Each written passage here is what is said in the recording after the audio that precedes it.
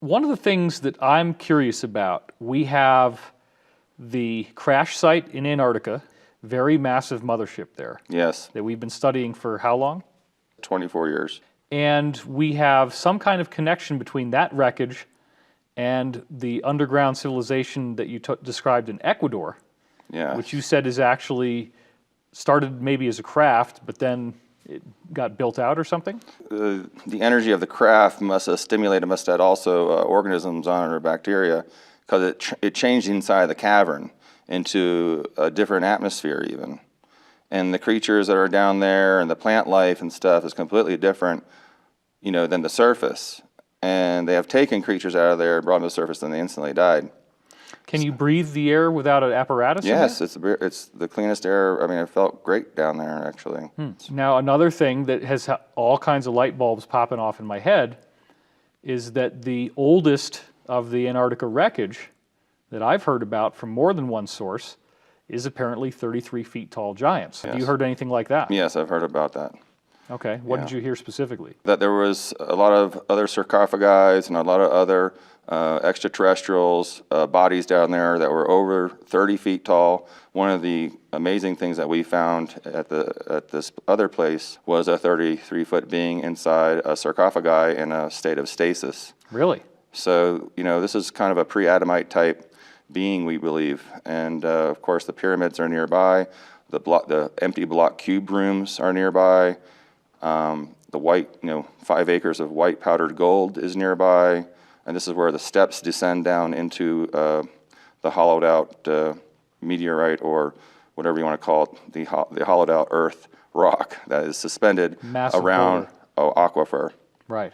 They're trying to build a story now behind everything and slowly release it to the public in a very calm way, because it goes against, of course, all the stuff that we've been brought up to believe as far as where we come from in religion. So they're going to just slowly, seep these things out. One of the insiders I spoke to said that there was a dark agenda to some degree for disclosing Antarctica. They felt that it would be able to create a religious war. Well, everything down there is just going to destroy organized religion as we know it. Why do you think it would? I mean, because they have found tablets and information and intelligence down there that it's proving the history of Mars and the moon and the history of this area of the universe. I'll say this area of the universe. That being brought up would cause probably a huge conflict, and that's what they're worried about. So, I mean, it doesn't necessarily mean that Jesus was fake or Moses was fake or Muhammad was fake. You're right. I mean, all these avatars have lived here and have been here and have been, these amazing gods and people. If they did bring up everything, let's just say the stories that are being told are not completely told to the full extent. There's gaps and things that are missing, and this will fill all those gaps. And it's like an unfinished book with all the religions. Wow. So this will fill in all those loose gaps, and everyone actually will come correct. But of course, I'm sure some will not. So you're saying that this massive boulder that was found somewhere in America, the undisclosed location, has remains of giants in it? Yes, correct. And could you explain a little bit more? You mentioned armor, you mentioned skeletons. Yeah, a lot of skeletons and armor, lots of gold and silver and the old medieval type treasure stuff, you would find. Lots of coins, lots of pots full of coins. But I thought I also heard you say that you felt like the entire interior of the egg was also stuffed with white gold. Yeah, there's about 5 acres that we determined of powdered white gold in there in a separate section. Oh, so it's not like the whole entire egg is filled with white gold. No, it's just one small section. Cavities that people could use and walk around in. Yes, yes. Now, you were describing this very strange idea, something about this light that gold emanates that seems to penetrate matter and can be detected by certain people who maybe are psychic. Is it like remote viewing? Well, no, it's not like remote viewing. They actually have different cones in their eyes and that can see many different wavelengths of blue and gray light. For some reason, they can look across the ocean and see a place that has a large amount of gold.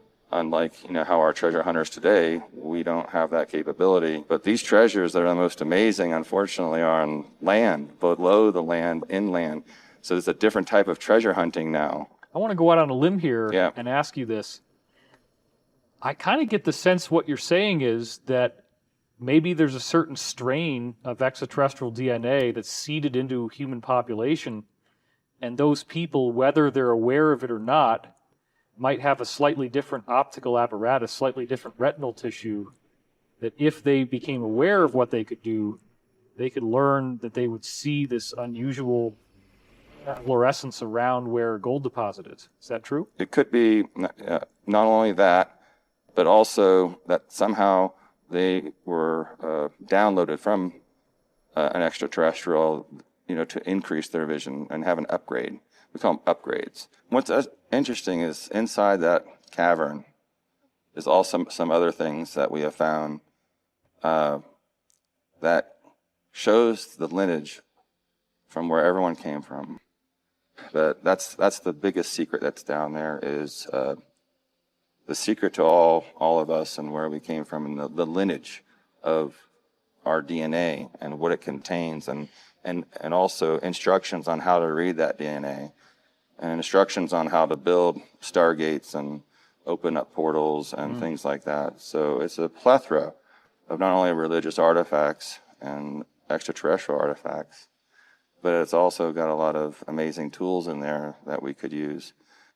If you had those special rods and cones in your eye, what would you see? They see just like we do. However, if they are looking, of course, for something, it's just off, just like one small frequency of light. It just means maybe your shirt, I can see many blues in it.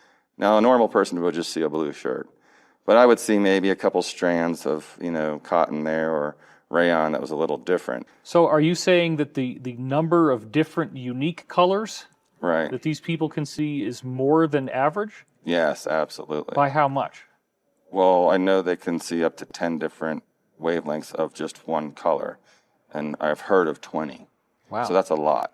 So you're saying that there would be that they can still somehow detect things that would be underground, like a gold vein underground. Because of the flora and the plants and the rocks will emanate from the gold reservoir down there. It seeps up and gives it this special energy, kind of like organite can control, things in the sky, the energy that it gives off. Well, that's one of the things that's so interesting, is this idea Wilhelm Reich, when he was working with orgone energy, apparently started to develop a bluing of his skin. And he often associated orgone energy with a bluish light, where he's finding life spontaneously forming with what he calls bions. And the bions appear as these little blue corpuscles that seemingly come out of nothing and then coalesce into proteins and biological matter. Sure. So if that is the essence of life, then is there some connection between gold and biological life? Well, it's not just gold. Orbitally rearranged monatomic elements is what you want to look at. You want to look at the elements, the elements that we're made up of when we are brought into this world, right, that we need in our DNA to evolve. These things help with aligning the DNA for it to work correctly with the right voltage. If it's not the right voltage, we can't evolve beyond where we're at now. If you allow atoms to come out of a nozzle one at a time, they will preferentially cluster into these beautiful geometric sacred geometry patterns. And the molecules will actually form into that. And somehow, once it has that structure, it's much more electrically resistant on the outside, conductive on the inside. It has all these amazing qualities, and it seems to nourish the body. So why do you think the sacred geometry connection is so important? Because that's what we are made up of. That allows us to actually, in some point in time, transdimensionally travel. So you would confirm then that part of the classified science is that when you get down into the real ground state of matter, that it is sacred geometry. Absolutely, yes. Right. Could you speak a little bit more about what you know of what's going on in Antarctica? I've recently met with 4 of the scientists that were part of that expedition many expeditions in the past few years in Costa Rica recently. And what was interesting is there's also another craft that is part of some of the craft that's down there in a cave down near Costa Rica, I'll say. Oh, wow. And so this group was asking me to come with them to Antarctica to, check it out, and on another expedition. Are you familiar with there being any plan to reveal ancient ruins under the ice in Antarctica, but not spacecraft at first or anything more modern, as part of a gradual disclosure agenda? They already started that, so they're saying there's something down there, a big void. Just like they did in Egypt now, there's a big void. Underneath the pyramids there, I mean, we have a very, very large city that's there. In Egypt? In Egypt, under the pyramids, about a mile-high dome. Really? Yes, very large. So this is the same thing that's going on in Antarctica. So they're slowly saying, wow, through satellite imagery with special ground-penetrating radar, certain scientists which have nothing to do with trying to find bases, by the way, more like trying to find oil reservoirs and gold, have stumbled upon these giant voids. All of a sudden, in the media, we hear this report that neutrinos were used to discover a very large new chamber in the Great Pyramid. And that's a very large, previously undisclosed space. I've heard about that. Now, with the technology you're reporting, it would appear that they would have known about this for a long time. Oh, they've known about it for a very long time. Have people been into that room that you know of? Yes. Really? Yeah. And that's what, the Alliance needs to decide is what do we release and how slow do we release it. So is there a way into that room already? Do we know what's in that room? I'm 80% sure they've already been in that room from the bottom up. There are tunnels that they have already dug under into this city. What would we actually see if we ever get to see the footage of this room? What would be the most surprising thing we would discover? Well, you're going to discover a lot of literature and tablets. Wow. And also artifacts that are not from unearthed, not of Earth origin. Wow. Technology, which most of it has been removed. An insider that Pete Peterson has hoped to get me in touch with, it hasn't actually happened yet, but this person was involved in the excavation of a strange sort of metallic alloy sarcophagus from this same Giza Plateau area. And they removed this sarcophagus and they were trying to figure out how to get it open. They were transporting it on a US military ship of some kind. Someone telepathically interfaced with this sarcophagus and they could read the inscriptions. Even though originally it was a different language, they could read the language. And then they had to sing a certain note or phrase, I can't remember which it was. A harmonic, yeah. And you put your hands out like this and it opened. Mm-hmm. And then what they found inside were these various kind of handheld tools. And some of the tools apparently would give you holographic reconstructions of historical events. Yes, I have heard of very similar stories of these sarcophagi and coffins and tubes that are made of some unknown metal, but they're seamless. Wow. And they can only be opened, as far as I knew, by lineage, actually, and harmonic. What about this idea of an object that you might be able to hold in your hand, and then you can kind of talk to it with your mind, and it will show you like a library? Absolutely. It's a consciousness-assisted technology that you have to hold and use your consciousness. You have to think about it. But some of these devices, these consciousness-assisted technologies, are all lineage-related or frequency-related. Genetic marker in your DNA, you're saying? Yes, wow. Yes. When we had Pete Peterson here last time, he gave us some extremely fascinating information about very, very long, many, many miles long, perfectly carved tunnels in South America. And he talked about what appeared to have been a vast extraterrestrial city down there. And of course, with our show on Gaia Unearthing Nazca, Pete is claiming that the bodies we had on that show were from this city. My scientist sources also have invited me down there to analyze the tunnels, which have a lot of craft in them, the tunnels actually have beings frozen in time sticking out of the walls. This is totally amazing, Emery. I'm just going to be honest with you. And the reason why is that I got another briefing from Pete. I haven't said a word about it to anyone. I'm going to do it for the first time right now, okay? And the briefing was that because Gaia did Unearthing Nazca, the show, that our Alliance people have gotten a lot more interested in that area again. And apparently very recently we took custody of these 5 different craft, and he said they are so advanced that we've got whole teams of people. He estimated 2,000-3,000 people are working on these craft now, but it's so advanced we have like no idea how to get into it or what the heck is going on. So I'm curious about your thoughts on that. Yeah, I agree with that. But when you say we, who are you referring to took over the 5 craft?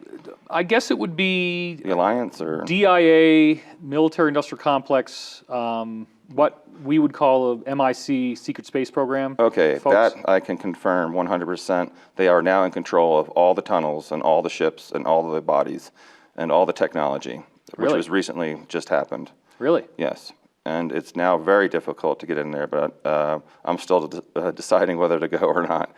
You know, I'm right now being published in Stanford University for the Atacama being coming forward with that, with Dr. Gary Nolan.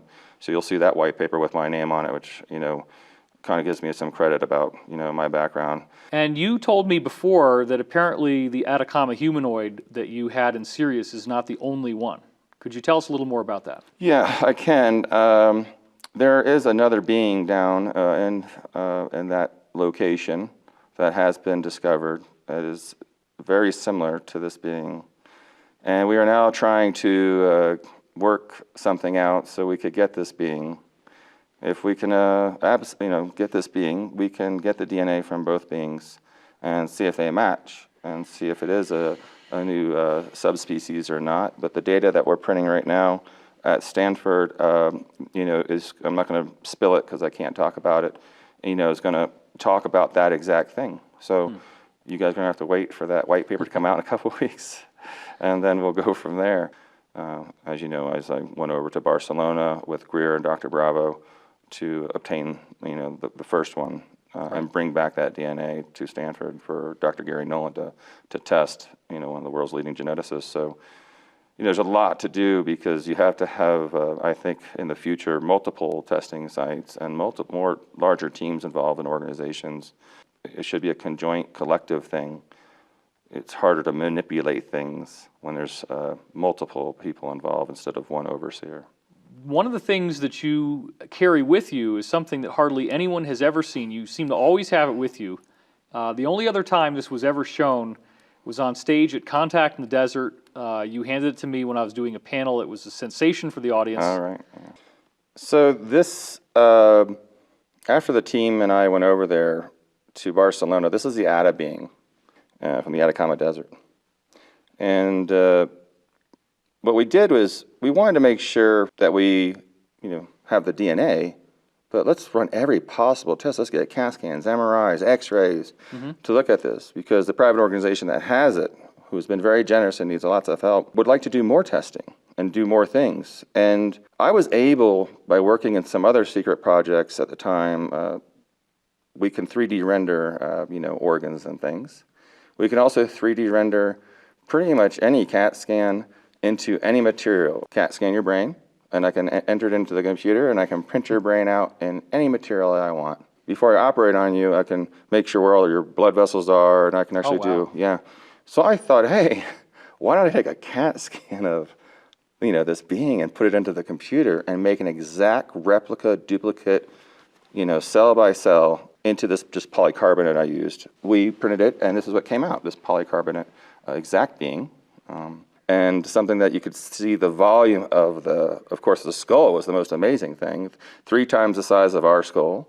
Yeah. From chin to top is like, that'd be like, it's the same length as his torso, from the sternal notch to the umbilicus. Okay. And the hole in the back of the head, was something that was done prior to myself and the team actually doing the autopsy. I did use that hole, though. That was made by another scientist before me many years ago to gather the brain material, some of the brain matter, and some of the bone marrow, of course, was what we're really after. So we took some of that from the rib cage and also from the humerus of the arm of the being. So another thing that I find fascinating is Ripley's Believe It or Not. In, I don't know, 1940s, 1950s, somewhere thereabouts, had this thing called Attaboy. And it's just like the Atacama humanoid, same size. The only real difference is that the head is a little more bulbous in, I saw that, in this way, as opposed to the way the other one looks. Yeah, I saw that one. It's so similar in many other ways. Do you think that's from the same species or a No, similar I don't species? believe so, Okay. no. Yeah, there's too many differences. I did look at that at one time closely, so I don't believe it's from the same lineage or phenotype at all. But do you think it might possibly be extraterrestrial also, in its own way? Without actually running the proper test, I couldn't speculate. Right. It wouldn't be fair. So another thing was these edifices that the people on Easter Island wore on a necklace. Right? Yeah. And when you look at the necklace, when you look at the body of this thing, it looks exactly like what you autopsy. The only difference is that the face is kind of a stylized human face. It's got these large round eyes, a large kind of nose and mouth. So it's kind of an exaggerated human face with large eyes. Mm-hmm. That part looks wrong. But the body is absolutely dead on. I think So what there's do you a think is connection. I do think there's a connection with that. Like I said, I don't know enough about their history. I just know from learning from you about that story and seeing some of these pictures a while back that there is correlation for the body, that is, and whether the bodies are replicas or they're the actual bodies that were mummified, how they're buried, where they're buried, the temperature, the humidity, and then all these other factors that fall into place. So I can see why you're asking these questions, because they are similar in many ways, but they're also, there's differences, and without actually having like all three of them right there for me to say, I could say, but I do agree with you that the bodies are very similar. We were talking about this concept that you weren't that surprised by the idea of very elaborate genetic hybrids being made by our government. How much had you been briefed on genetic hybridization programs before you ever started this particular job with these so-called salmon fillets? Yeah, I was not, actually. I was a very low classified individual at that time, so it actually didn't happen until about a year or two later, where because of what I was, dissecting or whatever, led to other briefings that led to other briefings, because a lot of these beings were connected to ships. And when I got pulled into that, then I was pulled into other things that had to do with hybridization, because I was actually told once that one of the samples was a hybrid. And that's how I knew they were doing a hybridization. They didn't hide it that time during the briefing. It was kind of like a tiger. It was a tiger-type, human-type being. It was very humanoid and only stood about 5 feet tall. And it was very, the way it looked was very dismantled. It was not correctly, it was just morphed very, very horribly. And I don't know, I cannot tell you what DNA they were used to make this creature. I could just tell you what it looked like. You understand what I'm saying? It had the aspects of a cat face, like a tiger, and it had very large green eyes. And it had whiskers, and the body was very small and very frail, and it had just regular fur. So do you think this was like a failed prototype idea Yes. of some kind? Absolutely. I think it was a total failed prototype, yeah. What do you think this tiger being could have been used for if it had, I know it's speculation, but. Well, speculation for me, total military type, operative type, super soldier type programs used to maybe some future war or something to release all these crazy hybrid killing machines instead of using humans, of course, first. Right. And then, send in the humans, or send in, of course, that is probably in the future. I'm sure it's going to be mostly clones and drones. The war will be fought, inside a computer room. You said something about that the clone might have memories loaded into its mind? Yeah, they can program the brain using very, very small sensors and, how can you say this, wiring. Implants. Yeah, implants. Yeah, okay. That stimulate certain parts of the brain, and they can also download it and make you believe, that you are Marilyn Monroe, or you are David Wilcock, or you are whoever, and this is actually what has happened to you in the past 25 years, and you just wake up in the bed one day going to work. What is the reason for why these cloned beings seem to have a shorter lifespan? I think anytime you take any type of cell, like we have problems with stem cells right now, when you take them and you multiply them, there's a couple of them that come out not too well. So I think it has something to do with that maybe it's not supposed to be done, and that there's a unhealthier clone every time you clone someone when you do it that way. Were you aware of any other being like the tiger-human hybrid that was a hybrid program that you were directly briefed on or allowed to see a specimen of? No, other than that, there was one that was kind of like a manatee type version. Really? Yeah, a manatee type, walrus type, seal type phenotype there that they were utilizing that had a very weird look to it. Also was disproportionate and was dead upon seeing it. And I believe that was part of a project where they were mixing mammalian with human DNA. I don't know what they were going to do with it, but it looked like an upright, like a manatee, but upright with arms and hands. Well, just to follow on that for a second, are you familiar with there being any bases that our government or the cabal might have that would be under the ocean? Yes. And how would that work based on what you know? How would you build a base at the bottom of the ocean, let's say? Well, there's bases that were already there that they took over that have been here for millions of years that were already functional. And most of the bases are not just like bubbles on the bottom of an ocean. They're actually under the ocean's crust. Right. So that's how they really bore in there. And they build it from underneath up. They don't go down from the surface of the ocean with a bunch of 2x4s and steel parts. It's a very complex, a very advanced way to make an underground sea lab. Some skeptics might say that we barely even have the ability to get any submarine that far down. The pressure would crush any type of technology. So how have they overcome those limitations of the pressure? Oh, no, they don't use submarines that use, our own alien reproduction vehicles. We form our own gravitational force, so we're inside our own gravity field. So we cannot get crushed. I mean, we form, that's why you can go to space, and that's why you see some of these UFOs and these other ones just go right into the water that you keep going, because they're in their own environment of their own gravity. So it'd be easy for that to, for them to transport people or equipment or whatnot. And there's enough pressure that they can generate enough gravity that they can easily counteract the pressure of the ocean? Oh, absolutely. Plus, they can transdimensionally change the size of themselves.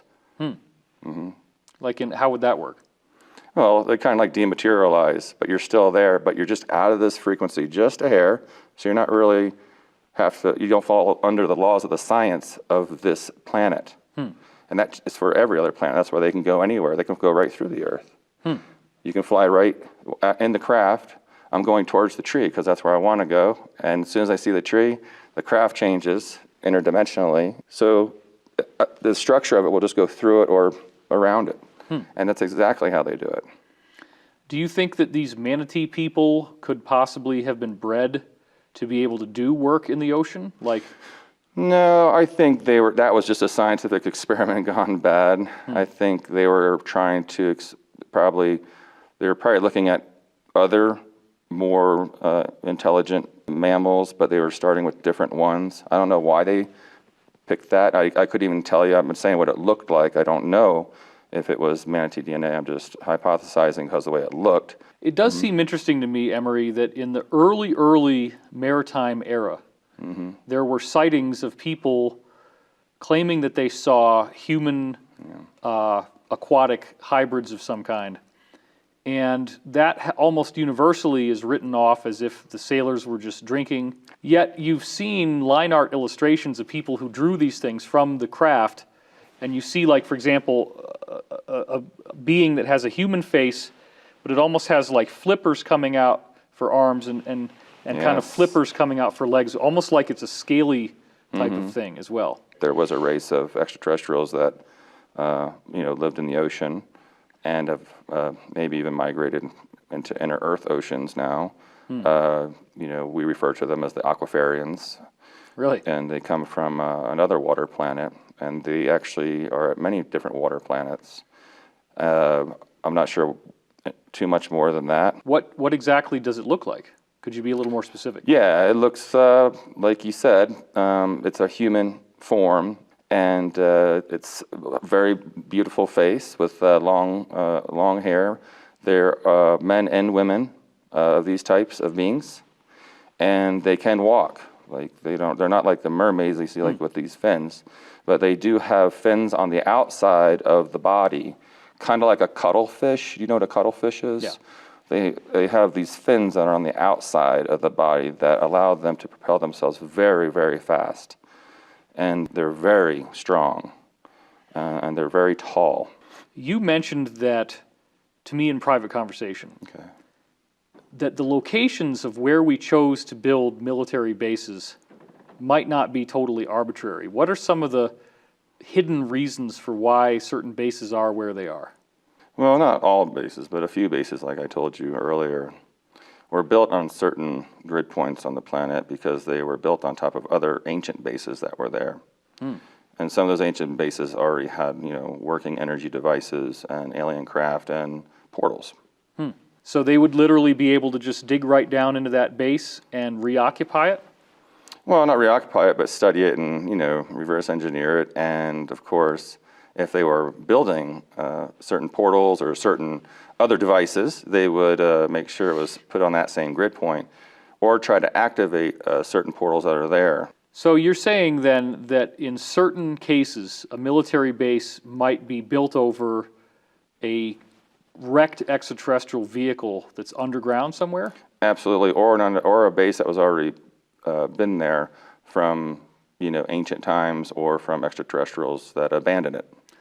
So are there certain cases where the craft itself would be very large, like very unusually large? Very large, absolutely. Okay. I mean, Kirtland Air Force Base is the 5th largest land base in the world.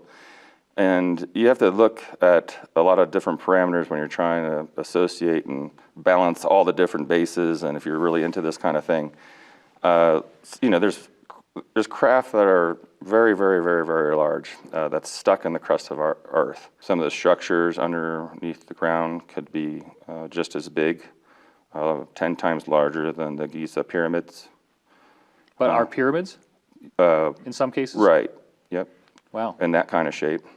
Wow. In the past, you've talked to me about a very interesting technology that apparently can see quite a bit more below the surface of the Earth than what our conventional scientists would think is possible. So could you talk a little bit about that first? Yeah, sure. I mean, it all started using satellites, of course, looking into the oceans.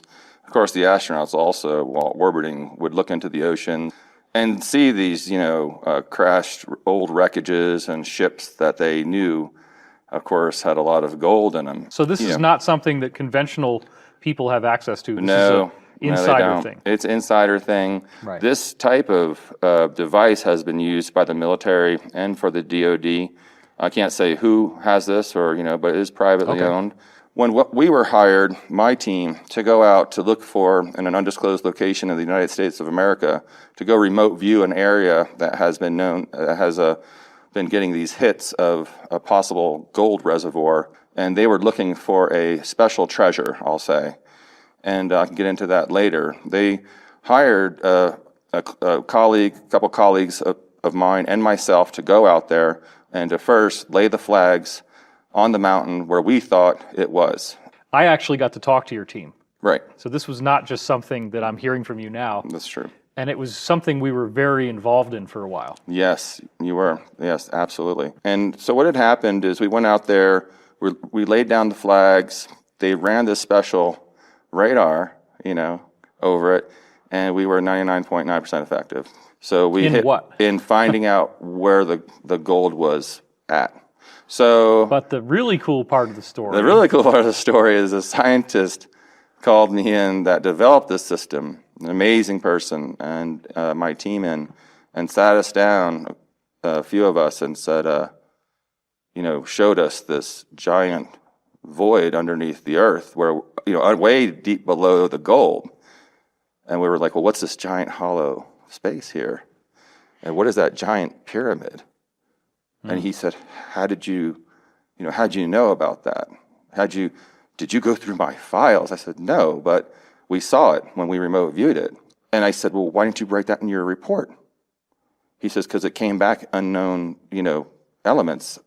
And I'm only out here to do one thing, and that's to find to confirm the gold. Oh, and I said, this is the most amazing, groundbreaking thing on the planet.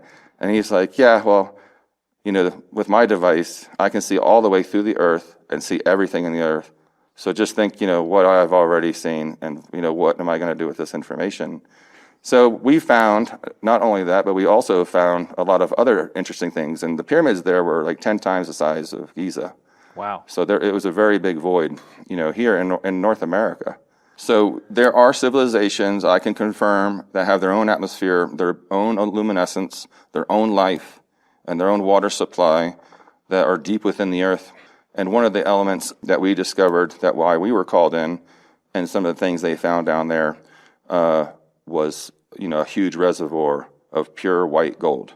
We're talking about from ancient civilization, white gold, the powder, the mana Right. that you hear about. And you had said when we were talking about the smart suits that there was a white gold fuel that would create anti-gravity in the smart suit. That the is same correct. kind of stuff? Yeah, and it was I mean, this interesting was because very fascinating. the government moved right in and bought pretty much all the property up until this part of this land, which is really great confirmation. But we did find something on the radar that was really cool too, and that was in the middle of the aquifer was a large rock that did not look like it was connected to the main land, and it was just there. And I'm talking a few miles, this. So Like a imagine boulder, water a going massive over, boulder. going over the boulder, and the boulder was hollow and did have a type of ruins in it. Oh, wow. Right. And one of the reasons that we needed the suits was actually to drill and then go through the aquifer with the suits and then drill into that. But the problem is we didn't want to flood it. We couldn't find out a way how not to flood the giant egg. Because that would wash away all the white gold. The white gold was inside the egg? In that egg, yes. Really? Yes. And it was all submerged? Yes. Do you think this egg was actually maybe some kind of hollowed out asteroid and they could have phase shifted it and landed it inside the Earth?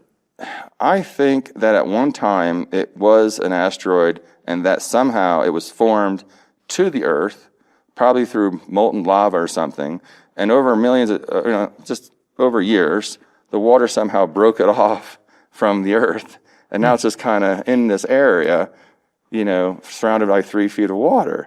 And we're talking about a very highly pressurized area. But wait a minute, an asteroid would have come from the solar system. So are you saying you think it formed in the Earth? Well, I think it came a long time ago. People found this as a safe haven. Oh, So it was a crashed asteroid to Right, the Earth from right. ancient times, Right. and it's a massive boulder basically inside the Earth that they Right. found and could hollow out. Right. It could have, right. They probably hollowed out or it could have been hollowed out. And then for hundreds and hundreds or thousands of years, people were just putting their treasures in there and their safe Wow. stuff, through a very long time. In that egg are those steps that we talked about. So Oh. we do have the volumetric imaging for that. Wow. So there's steps leading down into this, into this giant cavity. And also inside this giant asteroid or whatever it is, I'm not sure if it's an asteroid. And we didn't see a huge amount of iron, but it's just weird that this thing is a giant, hollowed out rock in the middle of the aquifer. And so inside this, we have seen many remains of humans, over 300 remains of humans. Wow. We have seen also armor. We've seen to the side of this giant area, which is very high as well, inside, it's split up. So it's not just like one big giant area. You have other areas, like I said, the cubes also are around the outside of that and on the inside of this thing. So there's solid parts inside this egg. Let's call it the egg. And inside that are many different types of tunnels and hollowed out areas and pyramids and sarcophagi and craft and other things. Yeah.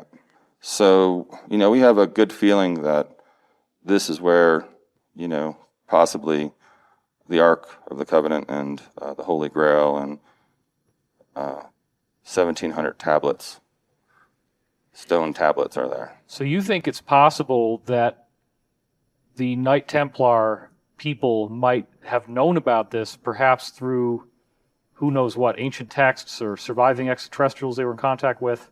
Well, I can tell you how they knew about it. How did they know? There's a small percentage of humans who can see in a special blue light spectrum. And for some reason, this gold emanates through the earth and foliage, and they can see this hue. They have this special ability.